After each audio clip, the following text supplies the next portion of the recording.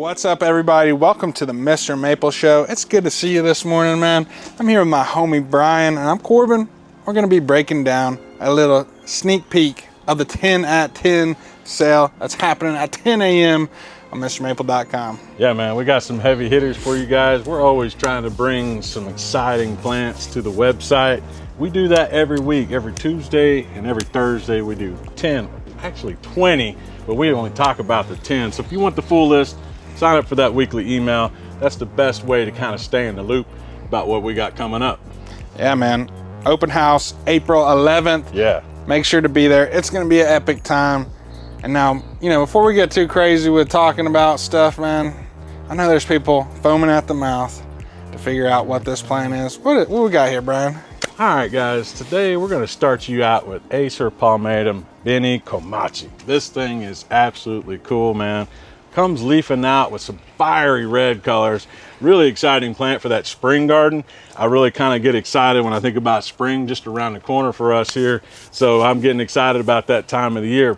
What's interesting about this, it kind of gives you that vibe that you would get from like some of those classic Deshojos and things like that, but you're going to get a variegated form of it.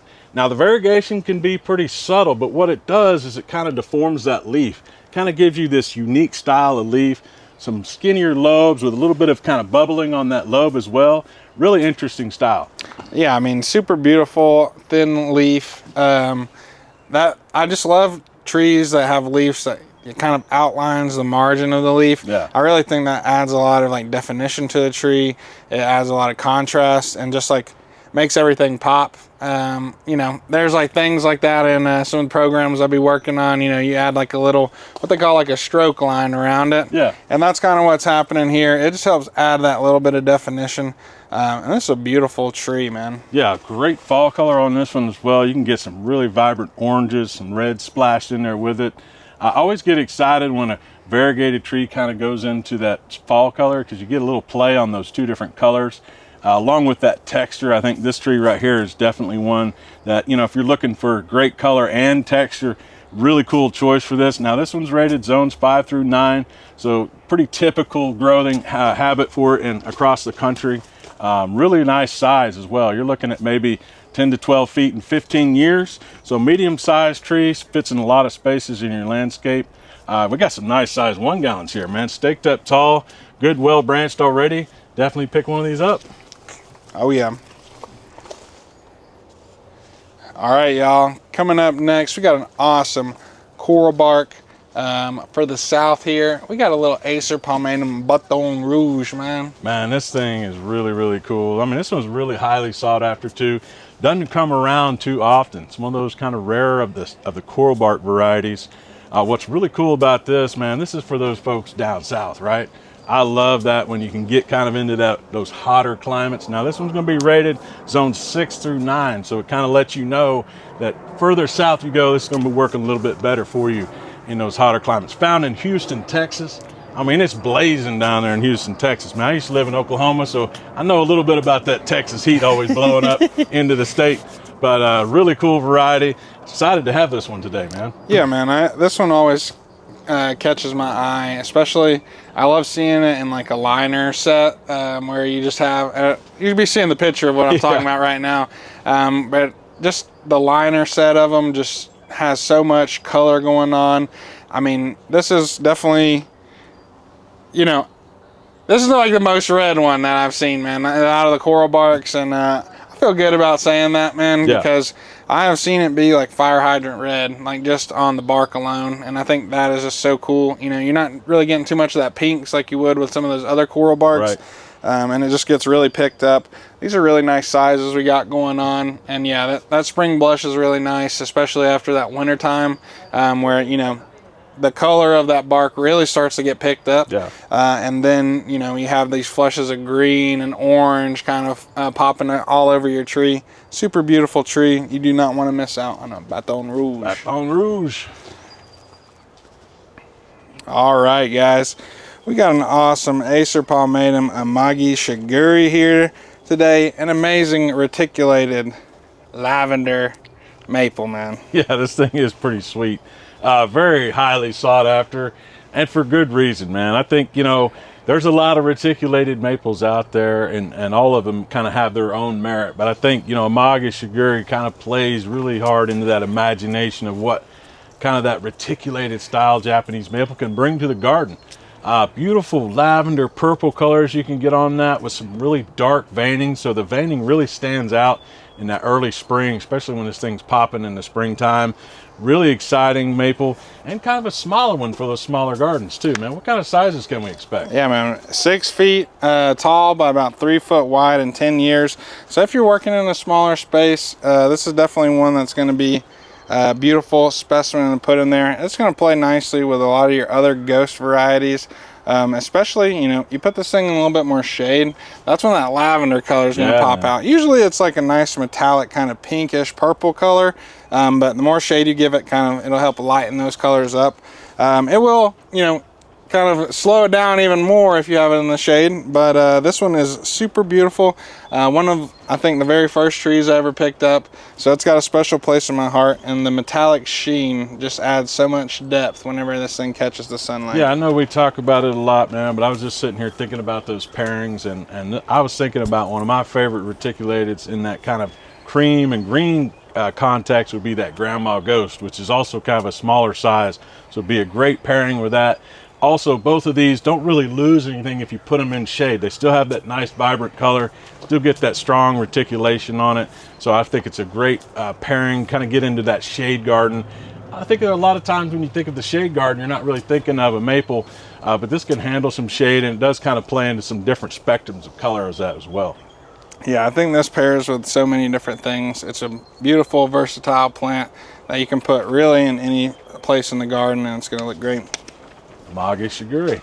All right, guys, next up on the table here, we got Acer Palmatum Yama Momiji. Now this thing really gets me excited, man. This is going to be a wild collected form of Japanese maple. Now originally this showed some variegation early on in cultivation. Now at this point, that variegation was not stable, and this has been a tree that has kind of reverted back to its original state. But you get this beautiful Matsumure leaf. Doesn't really take anything away that it doesn't have that variegation to it.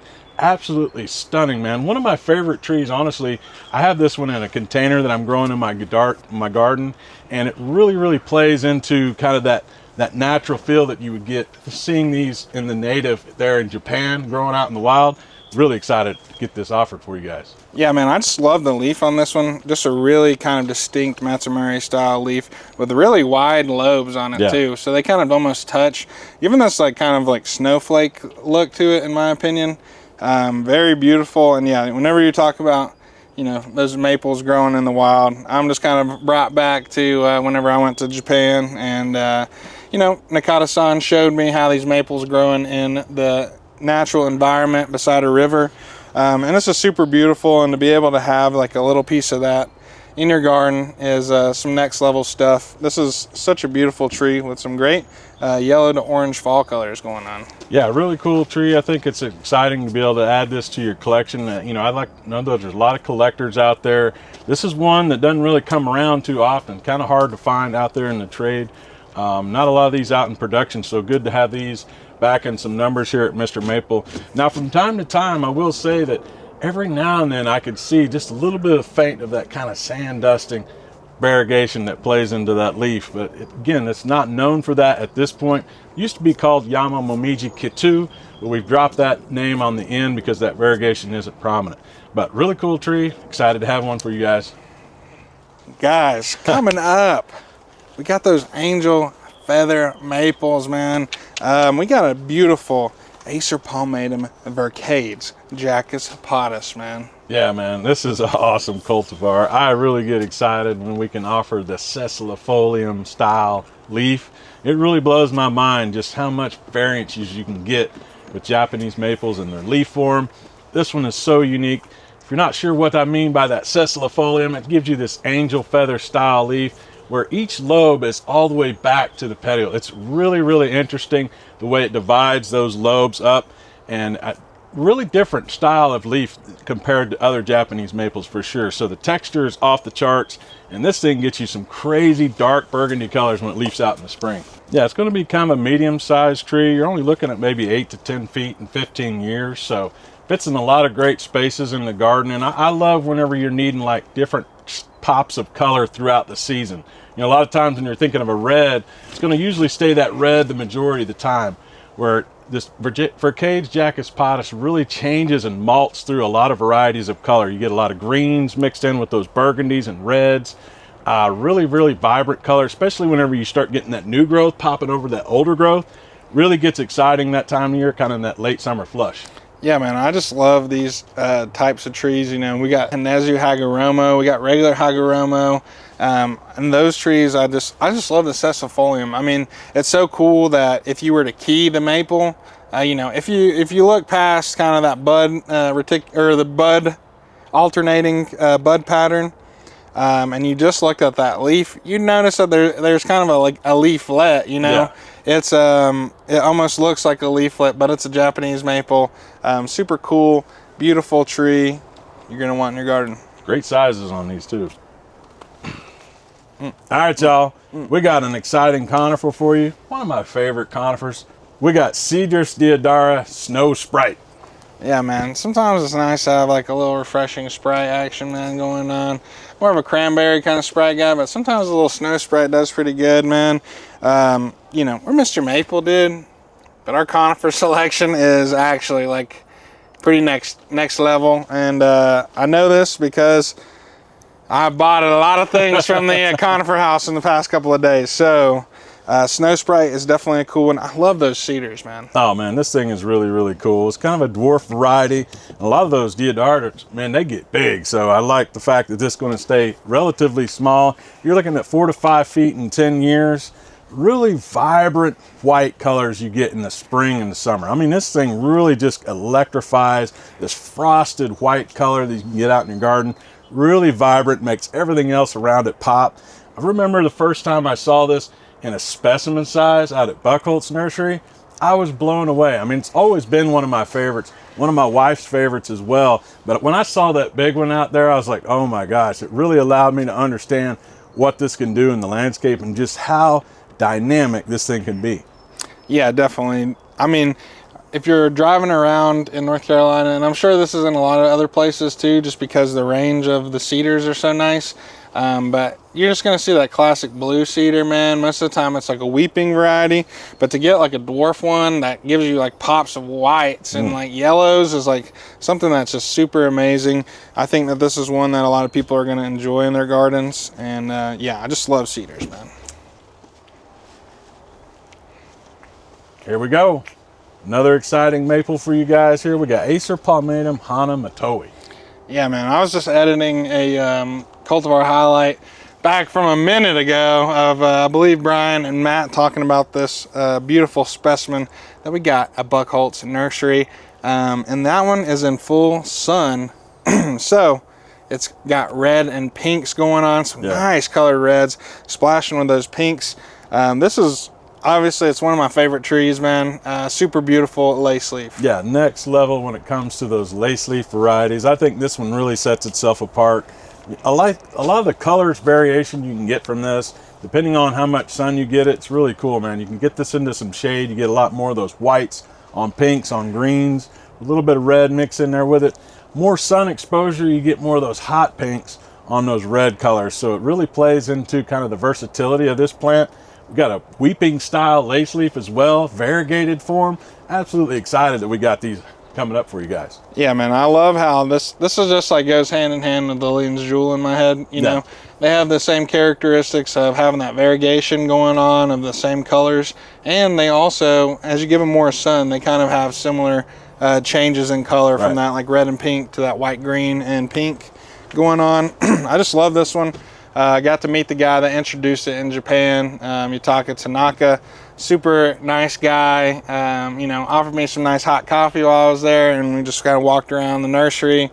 And this one is just super awesome. It is one of my favorite lace leaves. Yeah, we got a nice size for you here. This is going to be a high graft staked up tall, so you can kind of establish what height you want this to be. If you wanted to continue staking it up and give it a little bit more height, or you can let it just weep and cascade down from there. I really love the fact that these are so versatile in that fact that you can get a lot of different shapes with this, but it's not going to get very big either, especially when you compare it to other like Yama, something like that. It's definitely not going to get that size. Slower grower, dwarf variety, and that hot pink variegation, hard to beat that. All right, guys, coming up for you next, we got Acer Junihitoe. Oh yeah, man, this one's super cool. Nice dwarf size Shirasawa going on, you know. I love kind of that classic look to the leaves that this one has going on. Really, really beautiful. Yeah, this gives you that classic full moon style leaf. Going to be leafing out with some really nice chartreuse green colors. A little bit of that pubescence to it as well when this thing first comes out. I really get excited when I see a Shirasawa when I'm kind of waking up in the spring. This is going to give you that classic look too, kind of very similar to the straight species of Acer Shirasawa, but in a dwarf form. Really excited to be able to get this out for you guys. Not one that comes around too often. We got some great size 1 gallons here today as well. Yeah, man. I mean, especially for kind of a dwarf grower, very good sizes. Yeah. I'm always looking around, man, because sometimes that perfect tree just kind of speaks to you, man. And I think that this is a great set that we got going on here. Beautiful, beautiful trees. And yeah, that fall color is going to be great whenever that starts to pop come next year. Super, super beautiful. Yeah, check it out. All right, y'all. Coming up next, we got a 2 gallon size here for you. Beautiful conifer, Pinus thunbergii Thunderhead. Yeah, man, this one reminds me of that roller coaster in Dollywood, man. They got the Thunderhead roller coaster, big wooden roller coaster. You know, and that thing is almost as resilient as this pine tree is, man. I mean, the Thunderheads are going to work great for zones 5 through 10. And it's a beautiful, dense black pine. We put one of these up on the hill. I just like, it kind of was grown in a pot. It had kind of spread out. And I really try to use that structure and kind of get it pushing away from the hill. So I think that's cool. It's like you can put these like in a lot of different spots. I know that they can be a little bit more salt tolerant than some of the other conifers. And yeah, I just like, I love how resilient the black pines are. Yeah, definitely one of those conifers too for you're in those high heat areas. Down to zone 10, I mean, this thing can definitely handle the heat. So that's a good option for those hotter climates. A lot of those conifers, it gets kind of tough when you're in those hotter climates to find something that's going to work for you. This thing is really nice. I love that dense, tight, compact habit it gets. I mean, the way the candles come off of this thing and the needles bunch together, it really just has these beautiful little tufts of clusters of needles. It plays really well with the texture out in the garden. I mean, I love a good conifer, and this being a dwarf is something, you know, for me, I got a small garden. I'm sitting there thinking, do I have a Thunderhead? Maybe I need to pick one of these up. Yeah, I mean, I definitely have learned to love it after seeing it in a lot of different gardens. Yeah. You see it, and I know people are going to be mentioning Bojangles probably just because for some reason that's been tied to this tree. But I love that, honestly. It cracks me up. But yeah, go to a Bojangles. Sometimes you're going to see a nice size Thunderhead going on. But yeah, this is some nice sizes you don't want to miss out on, guys. This is a great pine tree. All right, guys. Last but not least, we got another Shirasawa, man. We're bringing the heat today. We got Acer Shirasawa Luna. First time being listed on MrMaple.com, man. That's pretty awesome, man. Super cool, man. I mean, I've seen this one in the stock house for a minute, and I'm happy that it's making it out to the people out there, man. Super awesome introduction from Dick Vandermaat of Acer Shirasawa, man. Yeah, this is an exciting one for me to learn about. I know we were kind of picking Tim's brain, man. This is the first time this is going to be released for you guys. One that I'm not super familiar with, but he was telling me, man, this thing really gets a beautiful, large, rounded style leaf. So you get that full moon leaf like you would expect with that Shirasawa. And the Shirasawa species, one of my favorites, man. Yeah, I love the name too. You know, you get that Luna reference to the moon. Yeah. And I just love that because, you know, I'm a sucker for some moon and some sun names, dude. I think instantly that kind of just draws me in because I'm like, okay, with kind of those oranges, yellows that you get on that nice full moon leaf. I mean, it definitely evokes that sort of feel in the garden. And I love whenever, you know, the name helps with like the imagery of the plant. Absolutely. Super important. Because yeah, there's a lot that goes into a name. Well, hey guys, we appreciate you guys hanging out with us today. I mean, we had a great lineup of plants for you, and we always appreciate your business here at Mr. Maples. Make sure you shop at our website, MrMaple.com. We always got a lot of things in stock, not just the 10 of 10 stuff that are coming up. Go check that website out. Give it a browse. There's a lot of options there. These will be dropping on the website at 10 a.m., so check that out. Yeah, guys, there's going to be a lot of stuff going quick. That's a really nice 10 of 10 we just had right there. But yeah, like I was talking about earlier, April 11th, open house. It's going to be a great time. Make sure, you know, to get those orders in so we can hold them and get them to you if you want to pick up here. Sometimes that's easier and, you know, just takes a headache out of waiting for so long, man. You can go to the nursery, you can pick up your trees that you put on hold, and yeah, it's a super great time. Lots of people are going to be there and have a food truck and maybe some other special things going on. Yeah, stay tuned to that. All that information's on the website, so go check that out. Appreciate y'all watching. Take care. God bless. Have a great day.